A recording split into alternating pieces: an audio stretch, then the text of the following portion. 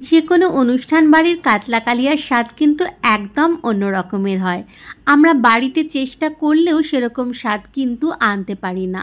সঠিক পরিমাণ আর সঠিক মশলার ব্যবহার করলে কিন্তু সেই একই স্বাদ বাড়িতেও আনা সম্ভব। আর ঘরোয়া বেসিক মশলাতেই কিন্তু সেই স্বাদ আনতে পারবেন আপনি। তাহলে চলুন দেখে নেওয়া যাক আজকের রেসিপিটা। রান্নার রং আর গ্রেভিটা দেখলেই কিন্তু বোঝা যাচ্ছে যে একদম অনুষ্ঠান বাড়ির মতো কিন্তু রান্নাটা তৈরি হয়েছে। কাতলা কালিয়ার রেসিপি তাহলে শুরু করছি। এর জন্য আমি 4টে কাতলা মাছের গাদার পিস নিয়ে নিয়েছি। মাছগুলো খুব ভালো করে ধুয়ে এতে নুন হলুদ ভালো করে মাখিয়ে একটু ভেজে নেব।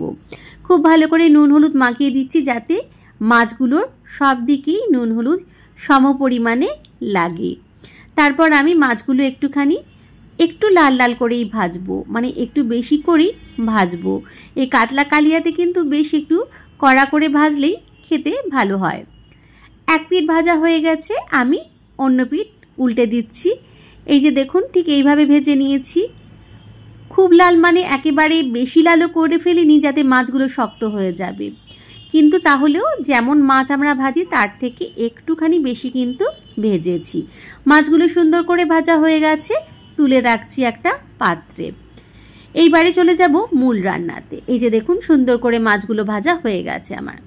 এবার ওই তেলেই দিয়ে দিয়েছি গরম মশলা ফোড়ন। এর জন্য 5টা ছোট এলাচ নিয়েছি, একটা বড় এলাচ নিয়েছি, 1/2 ইঞ্চি দারচিনি নিয়েছি, একটা লবঙ্গ নিয়েছি। গরম মশলার গন্ধ বেরোতে শুরু করলে এর মধ্যে দিয়ে দিয়েছি একটা ছোট সাইজের পেঁয়াজ কুচি। পেঁয়াজটা একটু নেড়ে চেড়ে নিয়ে এর মধ্যে দিয়ে দিয়েছি আমি আরেকটা পেঁয়াজ বাটা। সেই পেঁয়াজটাও আমি খুব ভালো করে ভেজে নিয়ে তারপর দিয়ে দিয়েছি এর মধ্যে আদা রসুন আর কাঁচা লঙ্কা পেস্ট 2 চামচ। এবারে সব মশলাটা খুব ভালো করে কষে নিয়েছি। একটু কষে নেওয়ার পর এর মধ্যে দিয়ে দিয়েছি বেসিক মশলাগুলো, যেমন হলুদ গুঁড়ো, লঙ্কা গুঁড়ো, ধনে গুঁড়ো, জিরে গুঁড়ো, নুন আর সামান্য পরিমাণে একটু মিষ্টি স্বাদটা ব্যালেন্সের জন্য। এইবারে খুব ভালো করে মিডিয়াম টু হাই ফ্লেমে মশলাটা আমি কষতে থাকবো। মশলাটা খুব ভালো করে কষে নিচ্ছি মিডিয়াম ফ্লেমে। যখন ঠিক এই অবস্থায় আসবে তখন এর মধ্যে দিয়ে দিচ্ছি একটা বড় সাইজের টমেটো পেস্ট। এবারে টমেটো পেস্টটাও খুব ভালো করে আমি মশলার সাথে মিশিয়ে নিচ্ছি। তারপর যতক্ষণ না পর্যন্ত বেশ সুন্দর তেল ছেড়ে বেরিয়ে আসে কড়াইয়ের গা থেকে, ততক্ষণ পর্যন্ত আমি টমেটোটাও খুব ভালো করে আমি কষে নেব। টমেটোটা মিডিয়াম ফ্লেমে কষতে কষতে যখন ঠিক এই ধরনের কালার আসবে, মানে তেল ছেড়ে ছেড়ে বেরোচ্ছে, তখন কিন্তু বুঝবেন মশলাটা কষা আমার হয়ে গেছে। পুরো মশলাগুলোই কিন্তু আমি হাই ফ্লেমে ভাজিনি, সবই কিন্তু মিডিয়াম ফ্লেমে ভেজেছি।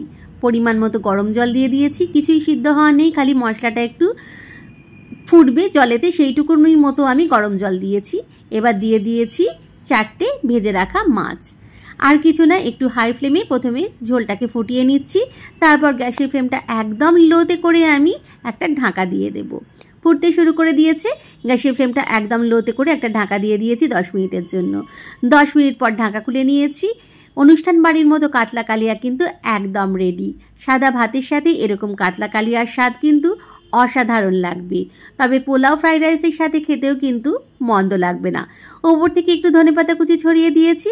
রেডি একদম অনুষ্ঠান বাড়ির স্বাদের মতো কাতলা কালিয়া। রেসিপিটি ভালো লাগলে অবশ্যই একবার এই পদ্ধতিতে বানিয়ে দেখবেন।